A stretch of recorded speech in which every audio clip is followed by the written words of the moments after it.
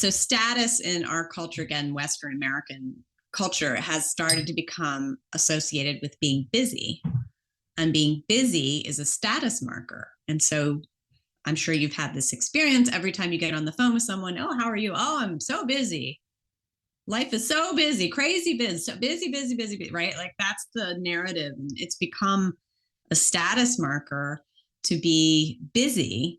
And we're so invested in this cult without even being aware of it that not being busy is highly uncomfortable for a lot of people. So going on a vacation where you really unplug is very uncomfortable for many people.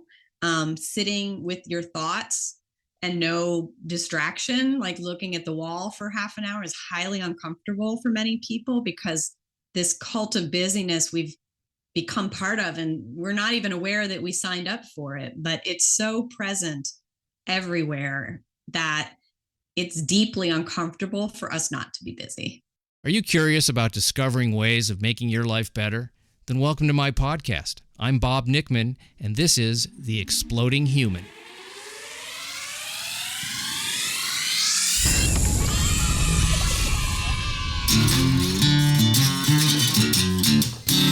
Listen in while I talk with all kinds of people in the fields of personal growth, health and healing, alternative therapies, psychology, spirituality, environment, and the future. I'm looking for those answers that make life better for everyone. You'll meet cutting-edge practitioners, doctors, artists, filmmakers, business people, and those who have overcome challenges. The brave, the curious, anyone who's out there helping us humans to explore, expand, and explode. Hey, welcome to The Exploding Human. My name is Bob Nickman. My guest today is Jennie Byrne, MD, PhD, and we're going to be talking about her new book, Work Smart, and how to use your brain and behavior to master the future of work. But first, I'd like to invite you to visit my website, theexplodinghuman.com. Over there, you can listen to episodes, read synopses, see photos of my guests, a little bio on myself. There is also a YouTube channel where you can listen. That is The Exploding Human with Bob Nickman. As I said, my guest today is Dr. Jennie Byrne, and she is an MD, a psychiatrist, and an expert in brain and behavior. And we're going to be talking about her new book, which is called Work Smart. And we get into all aspects of the world of work, a little bit of history of work and the myths behind multitasking, the relationship between work and money, and how to balance one's work life and bringing humanity into the workplace. A lot of great topics, certainly timely for all of us with the changing workplace and many people working from home these days. So here she is. This is Jennie Byrne. Good morning to you, Jennie. I'm so happy you're on the show. Good morning. Thank you for having me here. Yeah, it's great. And you're in Chapel Hill, North Carolina. I'm in Los Angeles, and it's raining here. I don't know what it's doing over there, but we have this much needed rain. So I feel pretty good about being inside and doing an interview. It's fantastic. Yeah, we're having that typical North Carolina weather where it's like 30 degrees for a couple of weeks, and then it's 70 degrees for a week, and then it's, we go up and down. So we're in a little bit of a warm spot now, which I like. We're going to be talking about work today. And your book, Work Smart, which is something I've said for a long time. People say, well, it's important to work hard. And I go, well, maybe it is important to work hard, but I think it's more important to work smart, because sometimes you can do things in a much simpler, more efficient way. And I'm assuming that is part of what your book is about. Yeah, definitely. I mean, I think the mantra that you hear sometimes is work smarter, not harder.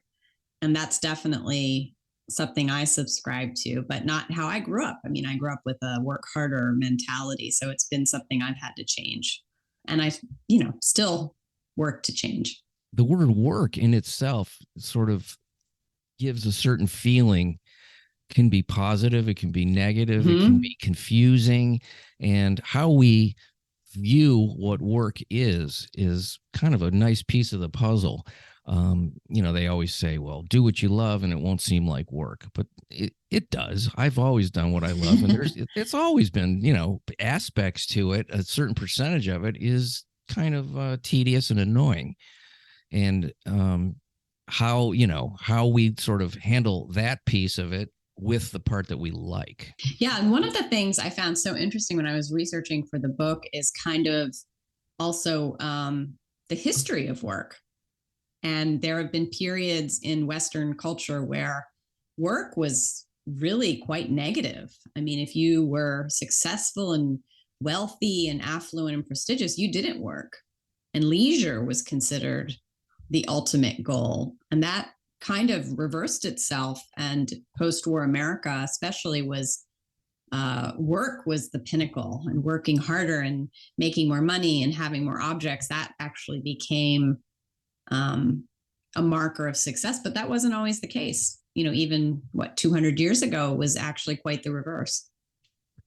Yeah, it was like this aristocracy kind of group up at the top, and then, peasants at the bottom doing all the grunt work, which does not seem fair, of course. It's an interesting idea that work was seen that way, because my opinion is that there's got to be some sort of a balance. There's something about self-esteem that comes from doing, right. And I think if you're not doing anything that makes you feel valuable in some way to other people, then your self-esteem is really screwed with it. It doesn't feel good. Right. And I think that's a great reframe too, is thinking about meaning and what brings meaning. And again, in our culture, in American culture, especially last 100 years, we have really shifted, many people have shifted meaning into work, and markers of success all related to work, especially men in American society.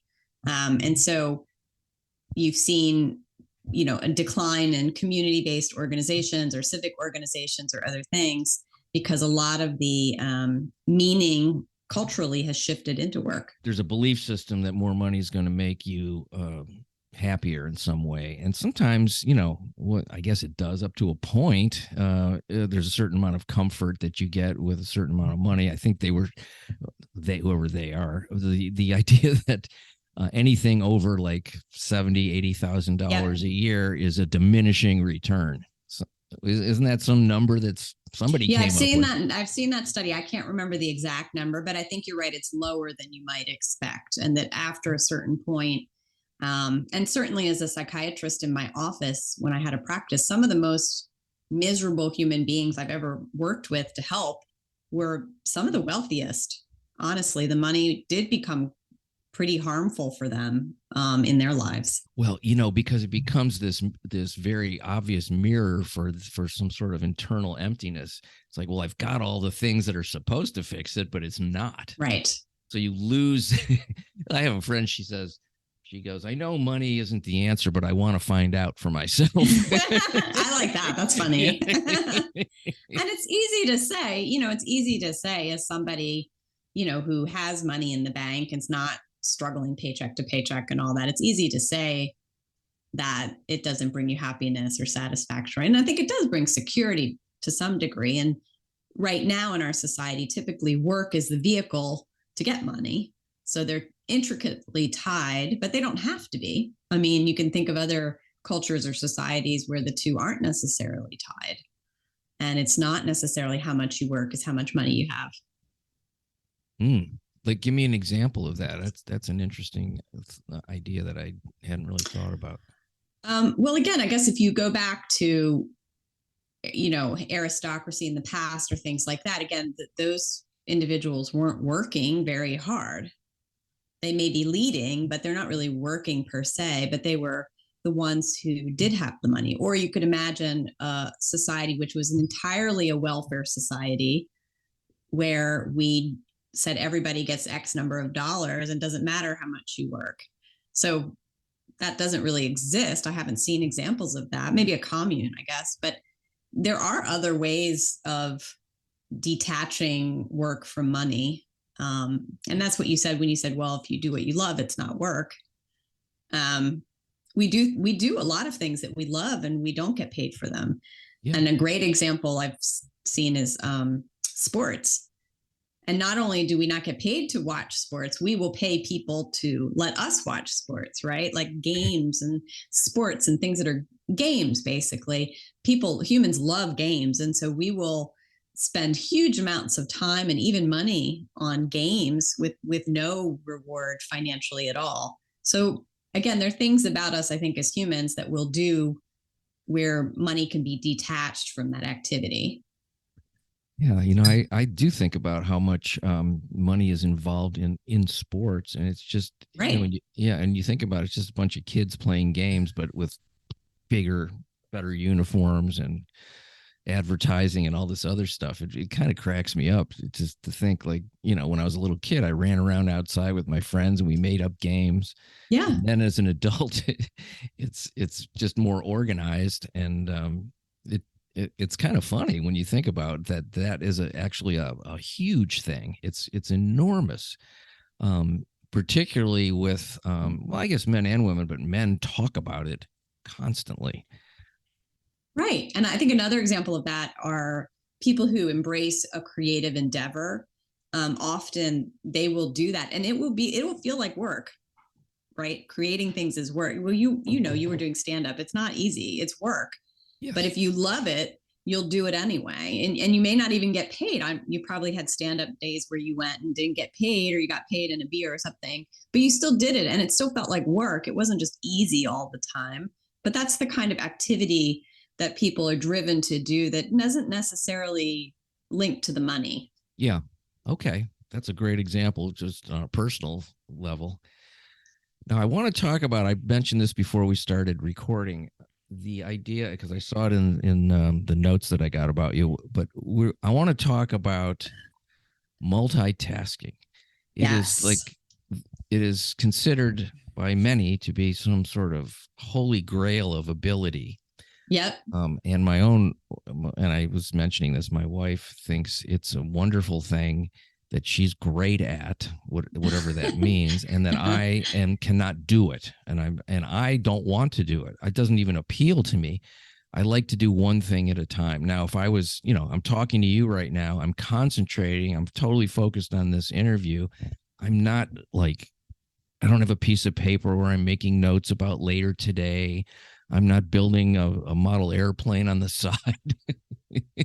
I'm not texting. I'm not doing anything. I'm just doing this. And I couldn't do those things. I wouldn't be able to do it.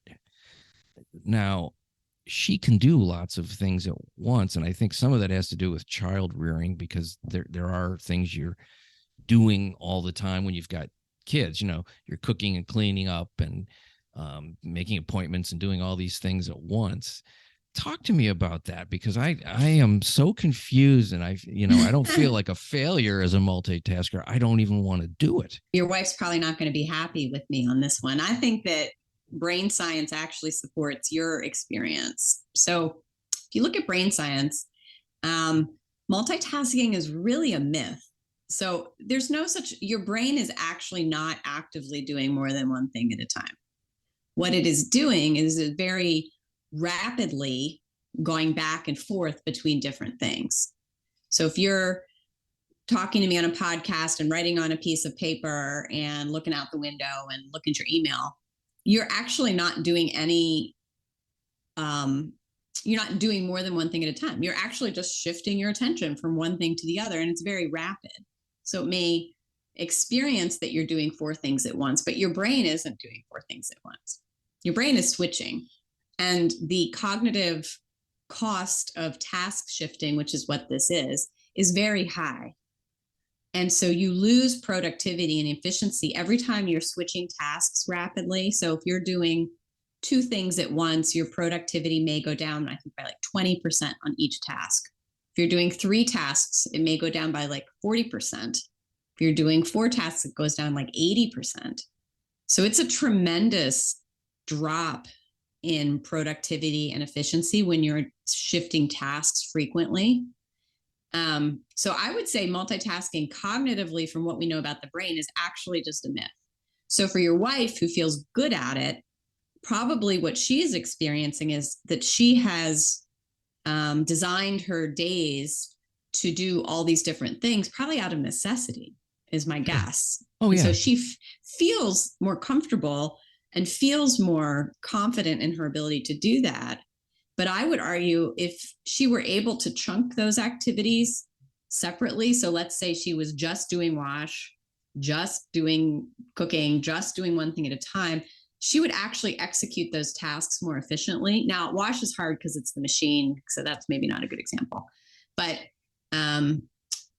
it would actually be much more efficient to do them separately. But our modern world does not encourage that at all. And you mentioned for women and men, I think women exist in a state of tasks shifting frequently out of necessity or choice, whereas men are societally conditioned to think their time is very valuable. And so they treat it as such.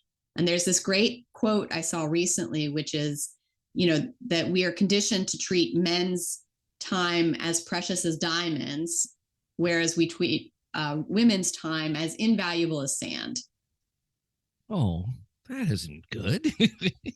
Yeah. So, I mean, that's an extreme statement, and it's not true for everybody. It's a big overgeneralization. But I think the people who think they're good at multitasking, they're probably very comfortable and confident, and they've done the best they can. And the practice doing it, probably it feels more comfortable and natural. But cognitively, if you look at what your brain's doing, it's just not as efficient. So, there are a lot of strategies to get out of that mode. And sometimes life, you really have to change your environment in a very dramatic way to stop doing it. And that kind of puts you out of sync with other people in your life. And that's where the difficulty can really come in. Well, that is the other piece of it. There's a level of distraction. So you're not present. Right. Or as present as you could be while that's all that is going on. Definitely. And I guess that's what bugs me about it. Like I feel like I'm not connected to somebody that's jumping around. I have a friend. I went over to his house one day. He had the TV on. He was doing exercise on the floor with push-ups and sit-ups with the newspaper open. That's a funny combo. And I came to visit him, and I go, "You're gonna have to stop all this stuff because I came to see you. So knock it off." Well, and you said that, I mean, that's exactly right. So to not be distracted really requires you to say no to a lot of things.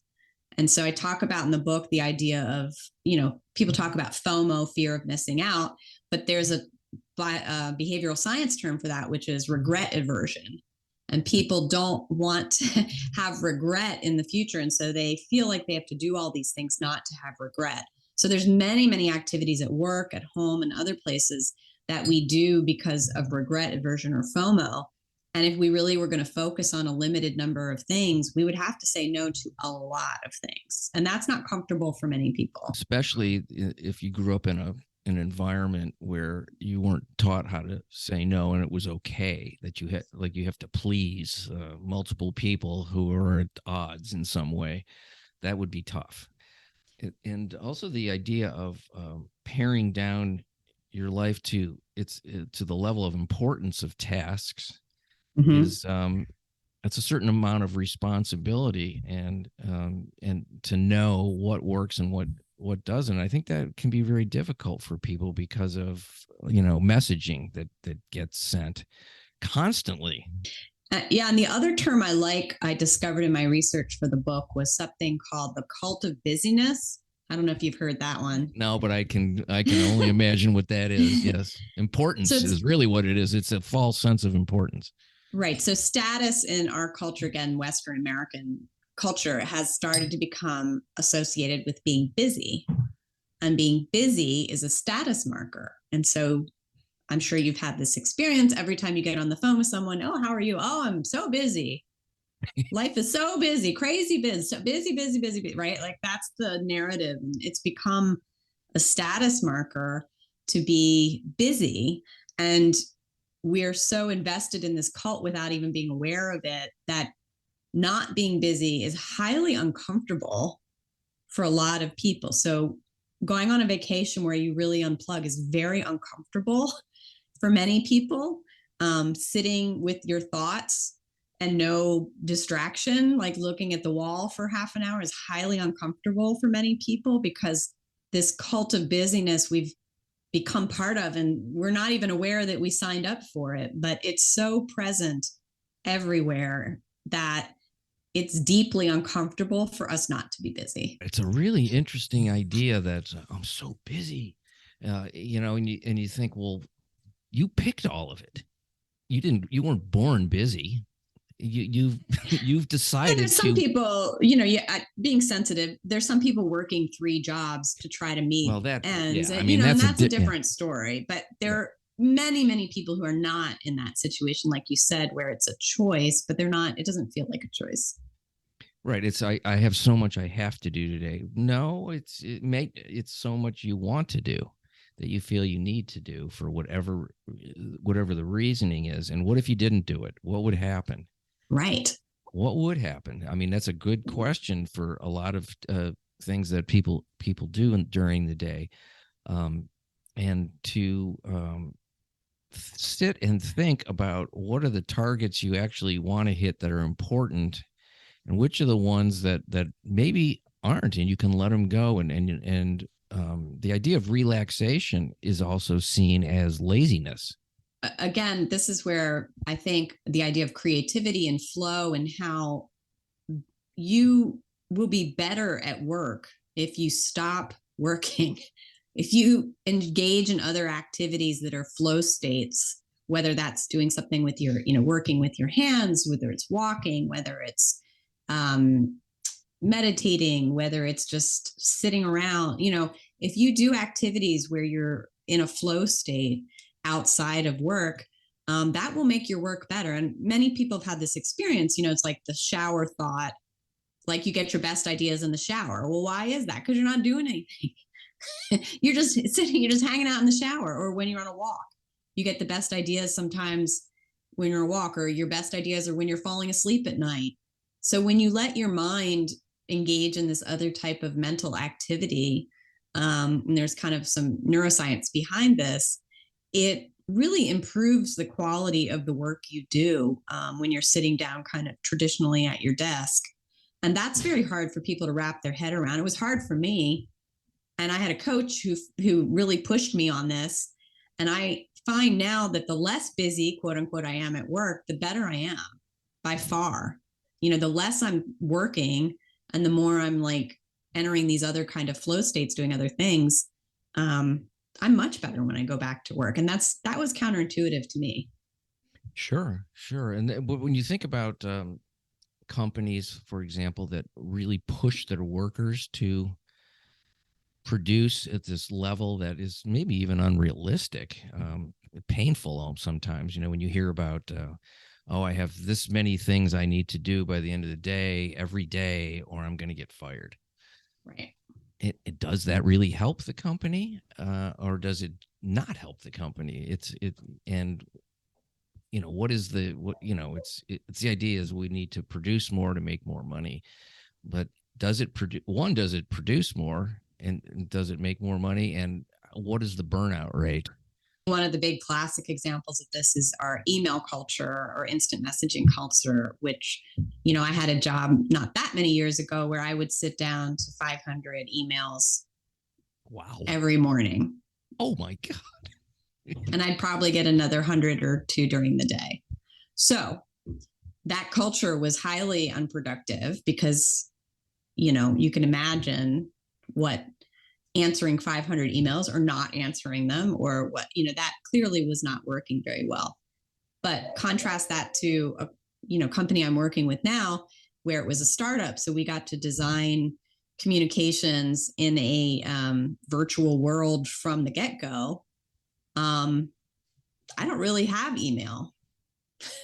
We were able to, so it's doable. It's just really requires this level of thoughtfulness and intention from leadership, especially to make a change. But it can be done. And there are companies who are making it happen.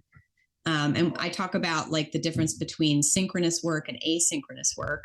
So, meetings are like a synchronous thing, whereas email is asynchronous, and how to kind of get the most out of those different types of communication, and also how to think about what are the goals of communication and of itself. Like, why do we send emails? Why are we having meetings? But it requires a level of thought and intention. idea of meetings is a very funny one, because do you hear, I have a meeting, I'm important. Exactly. I've got something to do. I'm just going to throw a number out. 50% of meetings are unnecessary. That's at least. I go higher. Okay. I go higher. Yeah. It's like, well, we got a meeting. And I always joke, I think we should have a meeting to discuss when we're going to have a meeting and how that meeting's going to go. And then once we get in the meeting, we can discuss the post meeting and how we're going to implement all the meeting stuff and plan for the next meeting. And then when you talk about how meetings are run, I was they're just, the rules of meetings and who gets to talk and how you present things and voting and the protocols. I once, when my kids were little, I went to a couple of PTA meetings, and I'm in there and I'm trying to have fun with these people, and too many rules. And I even said, you guys got too many rules. This isn't fun. And they just looked at me like I was, you don't get it. And the truth is I didn't get it because I didn't want to get it. And I just didn't go back. I second that. I third that. I have a proposal. Can somebody second that proposal? Can we read the notes from last week? So I compare a good meeting, like the most successful meetings, I would compare to a performance, a piano concert, a stand-up routine.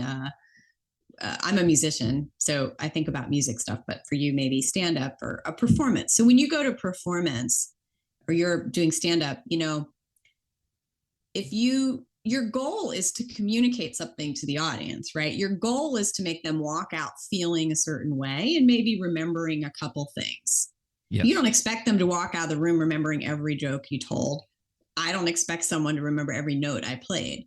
I want them to feel something when they walk out of the room. Maybe for you, it's humor. Maybe for me, it's some other emotion, but I want them to feel something and maybe remember a couple things.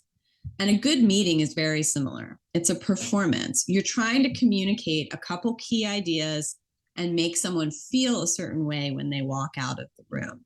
So a good meeting is like a successful performance. A bad meeting is like an unsuccessful performance. So if they don't like your stand-up, they walk out being angry that they spent money to come watch you, and they don't remember anything you said other than they didn't like you.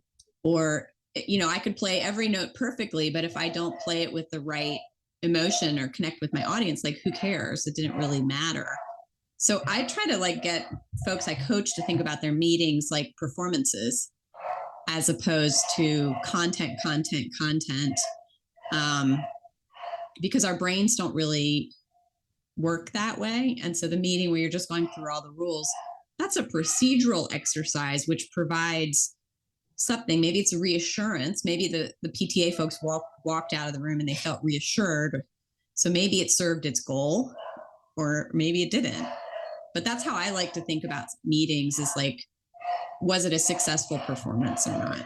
Is your mailman arriving with the mail? Because I hear every time I do a talk like this, I have to tell you, it's the most bizarre clockwork that something happens and the dog starts barking. I don't know. I like it a lot. It's every time, no matter what time of the day or what's happening, it's literally always happens. Some sort of weird synchronicity where things line up. I was waiting for you to turn and go, be quiet.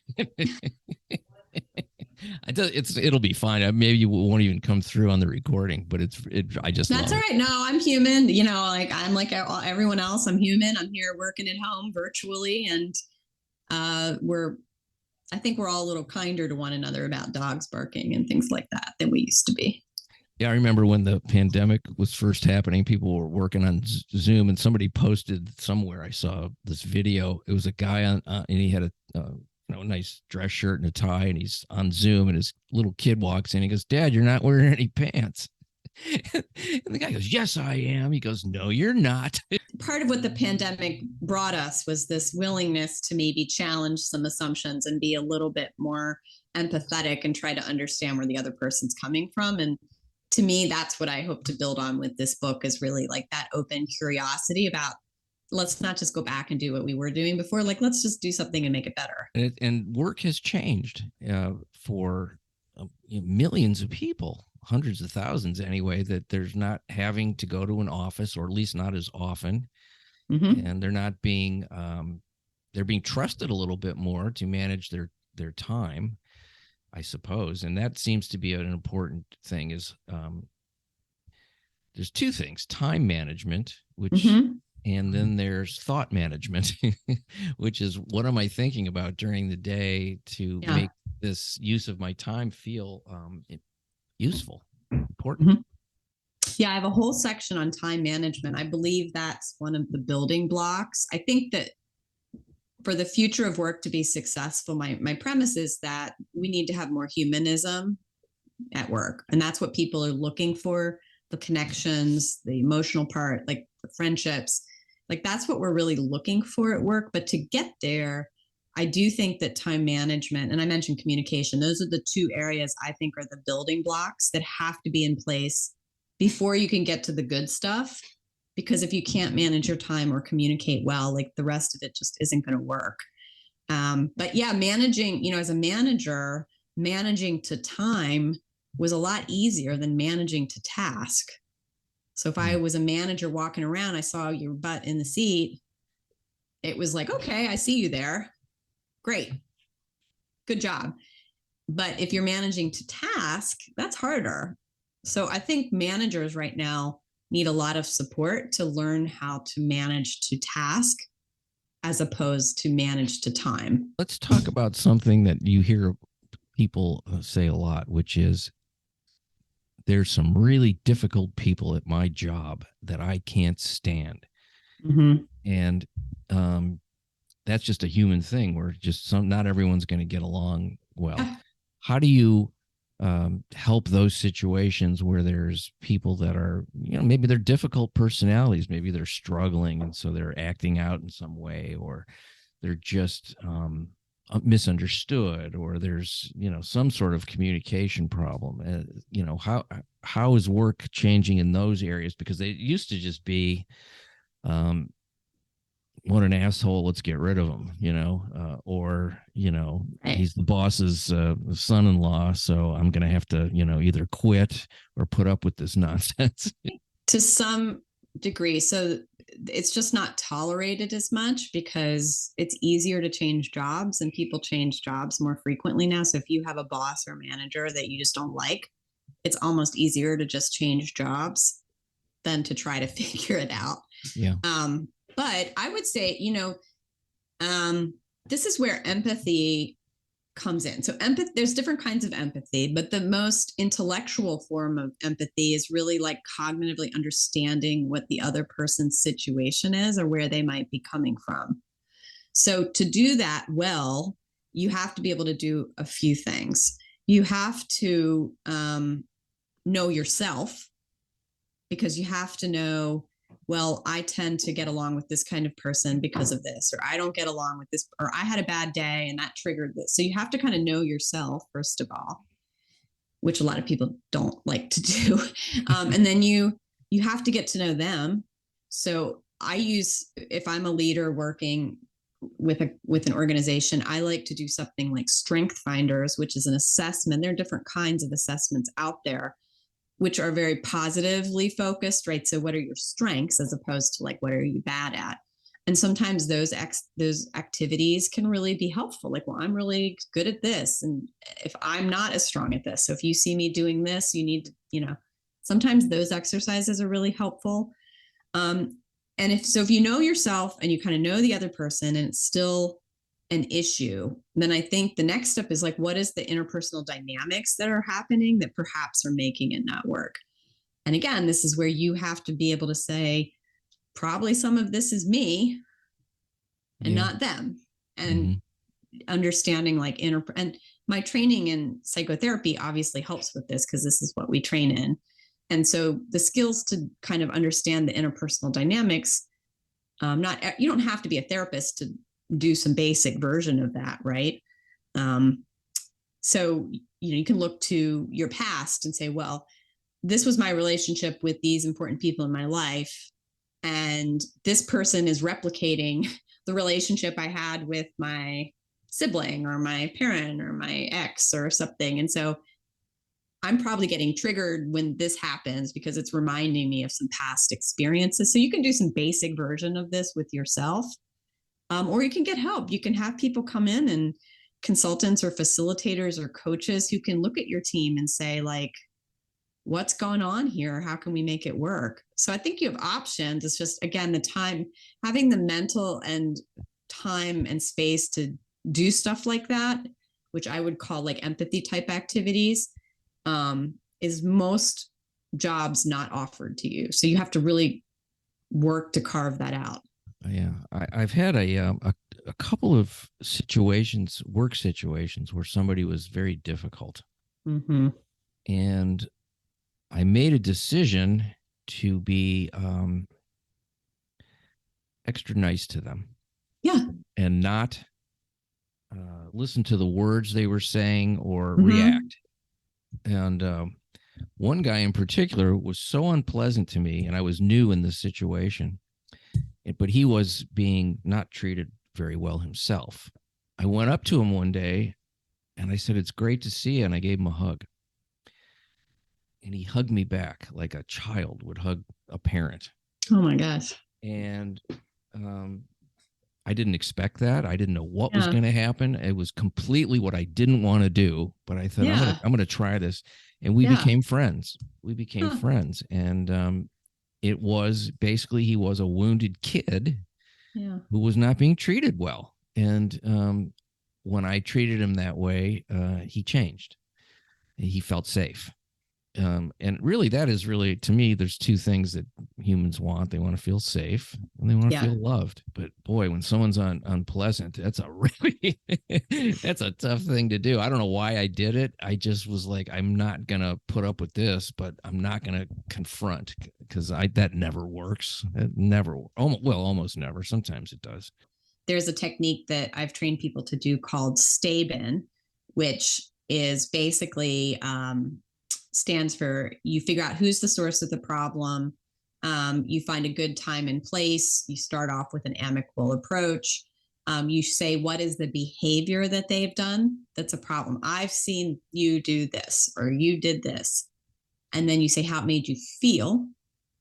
So what's the emotion? That made me feel whatever. And then you state your need. I need you to do this differently. So for your friend example, I'm not sure what that would be. Maybe it was, I see you, using this very harsh tone of voice with me, and that makes me feel like I've done something wrong. I need you to either, change the tone of voice or tell me if I've done something wrong in a neutral voice. So that's another technique that you can use. It's hard though. Like, managing conflict is hard, and most people prefer to avoid. That's the normal approach. See, the thing that would worry me about doing it that way and being saying you did this, that they're going to get defensive and feel accused. And so it's really hard to do that in a neutral tone, because you do have emotion around it, or you wouldn't be having the conversation in the first place. But that's a real skill to be able to say. It's powerful when you can do it. It's hard and it takes practice, definitely. And I still have to practice it. I had to use it not that long ago, and it was still hard for me. But down south, sometimes you hear about like a come to Jesus talk. It's a little bit of a come to Jesus talk, but I found in leadership positions, especially, that those come to Jesus talks are powerful. And if you have built the relationship, or you really show that you care about somebody, I've been shocked with like the change I've seen people make if you have come to Jesus that comes from a truly empathetic and caring place. I guess, a lot of people don't have experience with somebody doing that with them, so they really take to it. Right. So I think you can hear I'm an optimist. I think there's a great reason for optimism. I think people can train themselves on a lot of these skills. I actually don't think they're as hard or as, time consuming as many people worry that they might be. So I'm very optimistic. I think it's something within the next couple of years that we could see tremendous change in the way we are at work, and have it be a much more positive experience. I used to practice this. I still do sometimes. And I suggest it to people is if you're in a negative place, especially with other people, that every single person you meet during the day, say something nice about them. You have to mean it. Yeah, it has to be sincere. Yeah, it has to be sincere. But yep. it forces you to look for the good, and it I could love be that. it could be as simple as, I really like your glasses. Yeah. Those are really cool. And how does that, so you hear that and you go, oh, good, I made a nice choice. I feel good. Well, the guy's, paying attention. I'm being seen. And there's a lot of stuff in just a simple compliment. And I do like your glasses, by the way.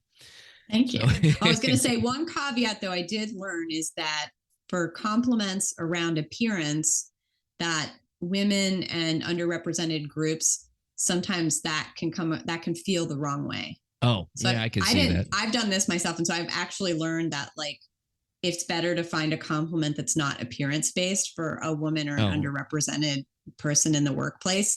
So something like, I like the way you handled yourself in that meeting.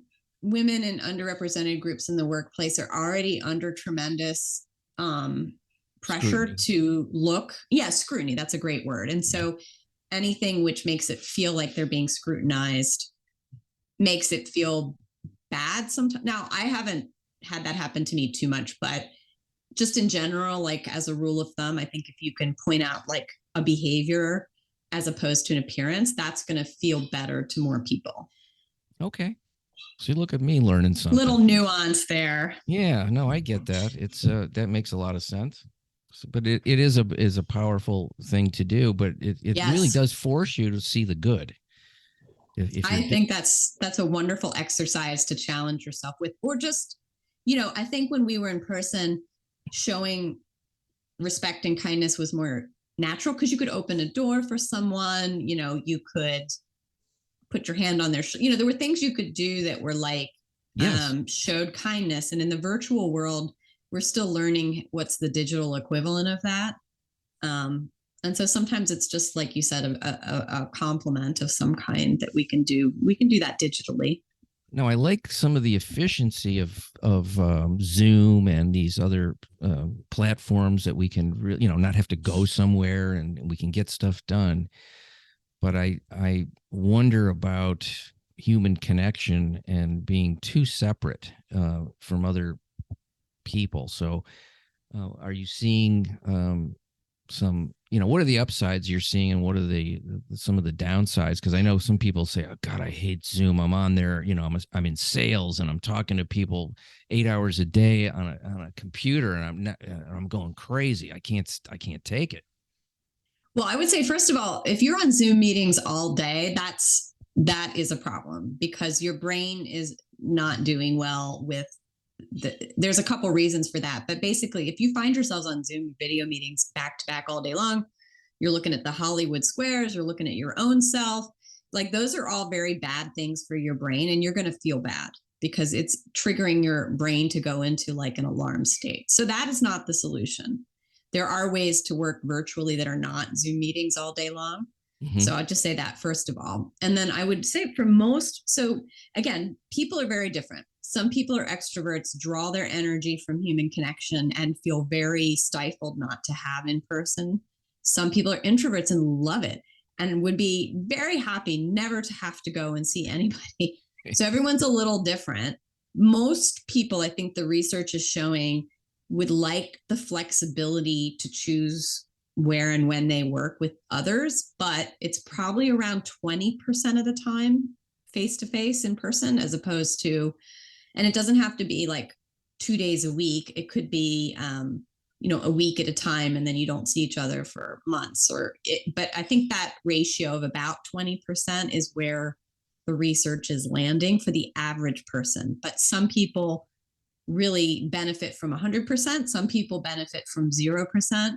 And probably my prediction is that different companies or organizations will attract those people. So you're going to have some that are like, no, let's be in person 100%. And that will attract others who want to be 100%. And then there'll be some that are like, no, I never want to see anybody. And those are going to be all virtual. And they'll start to sort themselves out probably. And then there'll be a whole bunch in the middle that have some mix. But the major downside of doing the 100% in person is your talent pool becomes limited to the people who are, first of all, interested in being together 100% of the time and geographically willing to get to you or relocate. So for companies that need specific skill sets that are hard to find, that's probably not a great option, because in the talent war that's going to continue, by the way, because the birth rate is dropping, the talent war is going to continue. So for an unskilled person, maybe in person is easier to find, but for somebody who's skilled, you may be limiting your talent pool pretty dramatically if you insist upon a back to office. Okay, so it's definitely changed quite a bit. I've noticed that just even buying an appliance. Yeah. I've bought several appliances in the last few years, and I did not go into a store. That's the other thing is, like, let's say you want to go to the store, but none of the stores want to be in person. No. You're also going to limit yourself to partner or, work with other companies who are like you. So if you're like, we have to be in person, but the other companies are like, well, I don't want to be in person, it doesn't really matter. You might want to have an in-person meeting with them, but they're going to say, forget it. I don't really want that. And you're seeing that. I'm seeing that a lot right now, is that even the companies that really want in-person FaceTime, they're like, well, we can't get it anymore because nobody's in their offices and nobody wants to see us. What do we do? Honestly, I was kind of annoyed by, like, I wanted to get a new fridge, and I'm looking online and I'm, trying to do the measurements, and can't see the product. So I don't know what the shelves are like and so it was a mismatch between what you wanted and what the seller wanted. And I went to the one place, it was a big box store, and we don't have a lot of inventory because it's expensive to keep it here, and there's not a lot to even look at. So just go online. These were the people working there were not even interested in showing me a product. So I took some chances, and I did it, and I made a mistake on the measuring, and I had to go back, and the people came, and it was I didn't like it as much as in the old days when I would go in and like, oh, here's 3 or 4 options that work for me. But I get it. They don't make as much money when they're stocking inventory like that. So it's really changed just in the last 10 years, like hugely. Yeah, my prediction would be that there's a gap, again, where there's like a mismatch like you experienced, and either there'll be new stores that pop up to meet your needs, or there'll be some sort of middleman, curated experience to navigate. I mean, that's what I personally would like. I don't really even want to go to the store. I would love someone just to talk to me for 15 minutes, and I'll be like, this is what I want, blah, blah, blah, blah, blah. And they deal with it for me. So I think there'll probably be a lot more of that service, especially as our population gets older and is less mobile. I think there's going to be a lot more of that, like, curated. Yeah, well, I did experience. Do some of that. Yeah, I did do that. I had a live chat with a guy. Yeah, and so that's a little bit of that. Yeah, it wasn't bad. It still didn't work out, but I I did it.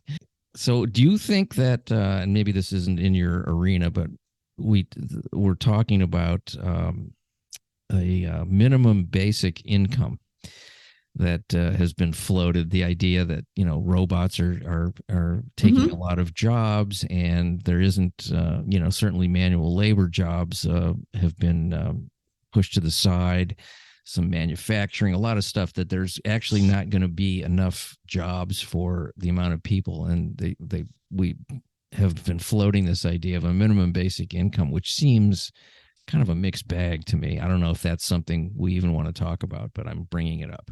I mean, it's definitely not my area of expertise, but I would say I've actually seen the opposite. So I've seen the birth rate data indicate that, like, we're going to be experiencing a much older, the numbers are going to skew to much older, and we're not going to have a working class. And either we're going to have to improve our immigration policies, or we're going to have robots do more tasks, or we're going to have to figure something out, because we're just not going to have. So I don't know. I've actually seen a little bit of a different take on that. Okay. But in terms of a minimal income level, I mean, again, that was kind of goes back to what we were talking about, like work being detached from money. Yeah. Do we want to move in that direction as human beings? Do we want to move in a direction where we're detaching work from money, and what would that take? And a minimal salary or income would be one approach. We've already done that a little. I mean, we have safety nets in place for a little bit, some people, a little bit. We don't have universal health care in this country, but other Western countries do, for example. So I think that's a very big question. Do we want to move, like, what would that mean to move away from work being tied into money?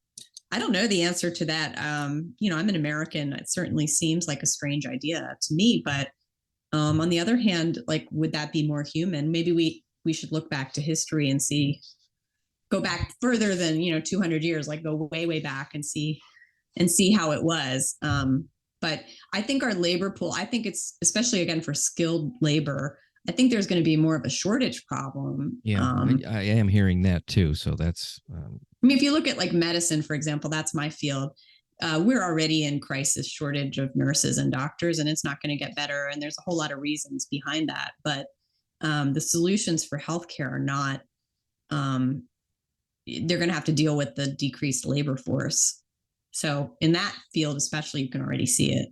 I know people coming out of the pandemic are feeling quite overwhelmed and tired, and some people are still sick, and it doesn't feel like an optimistic time, but I feel very optimistic that the pandemic accelerated some very positive trends, especially again for women and underrepresented groups. I think the traditional office was not designed for us, and it's very wide open now. I feel much more optimistic as a woman that the new office can be much more equitable than the traditional office. And offering women more opportunities in the workplace, which I think is super important.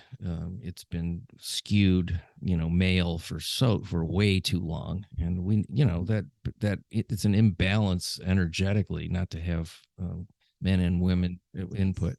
And one of my favorite stories in the book, I talked with one of my editors through the process, was a young woman who was disabled. She had seizures, cerebral palsy, and was pretty much wheelchair bound. And she couldn't drive because of the epilepsy. And so she was explaining, for her to get into a traditional office job, it might take 3 to 4 hours to get ready and to get into an office. So it was literally 8 hours. I mean, it was not going to work for her, but she was very talented, and she was given the opportunity pre-pandemic to be an editor virtually.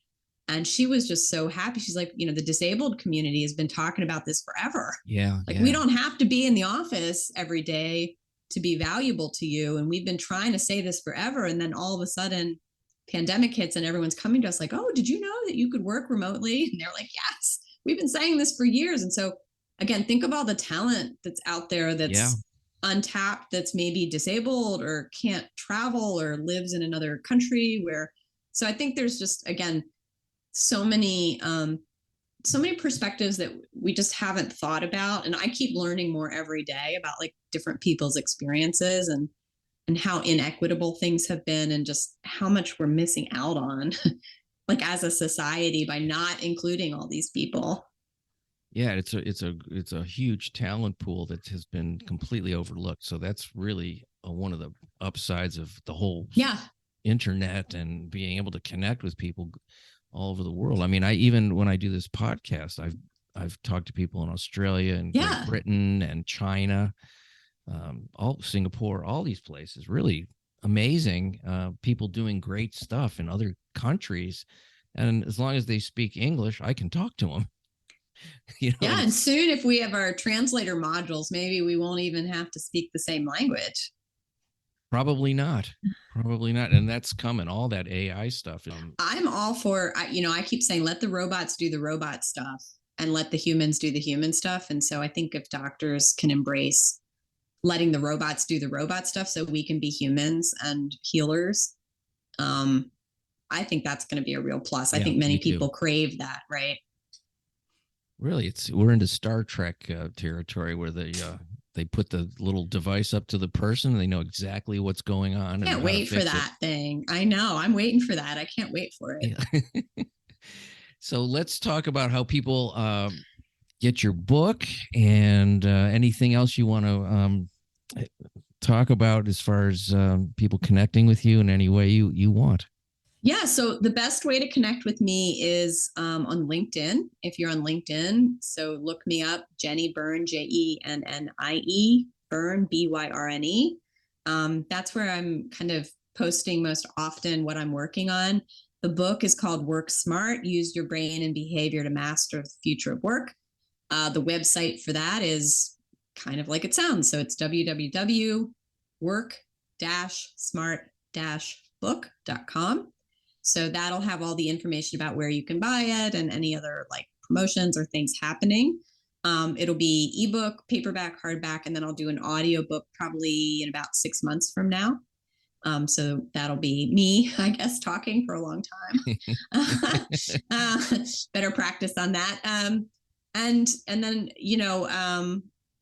I have just a website. If you wanted to find like my YouTube channel and blogs I've done or things like that, my personal website is www.drdr, Jennie, Jennie, Byrne, Byrne.com. And there's a page there which has all my kind of thought leadership and content. And I'm happy to connect with folks. I try to be as available as possible.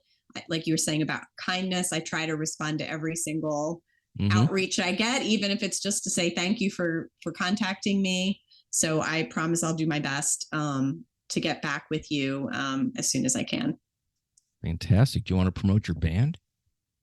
Oh my gosh. So I'm a musician. I was a classical musician through college, and I don't know if it's a midlife crisis or pandemic crisis. I don't know what you call it. I picked up the electric bass a year and a half ago now, and I've been in a band through a program called School of Rock, which is my daughter's in it as well. And so that's how I got involved with them. So it's been a blast. I love it. To me, the universe is all about vibration, and music's just the most obvious form of that. And it's a very healing. But I did my PhD in, Bob. That's what I did, my PhD on oscillations in the brain. So you're speaking my language. Okay. Yes. Well, thank you so much for being on the program, Jennie Byrne, ladies and gentlemen, and others. So thanks so much. Have a fantastic day. I really appreciate your time. Thank you. Really appreciate it too. Bye-bye. Much appreciation for you folks listening in to The Exploding Human. Check out the website, theexplodinghuman.com. You can also listen on YouTube at The Exploding Human with Bob Nickman. And once again, big thanks to Jennie Byrne. Please check out her book, Work Smart. Thanks so much for listening. Have a great day. Bye.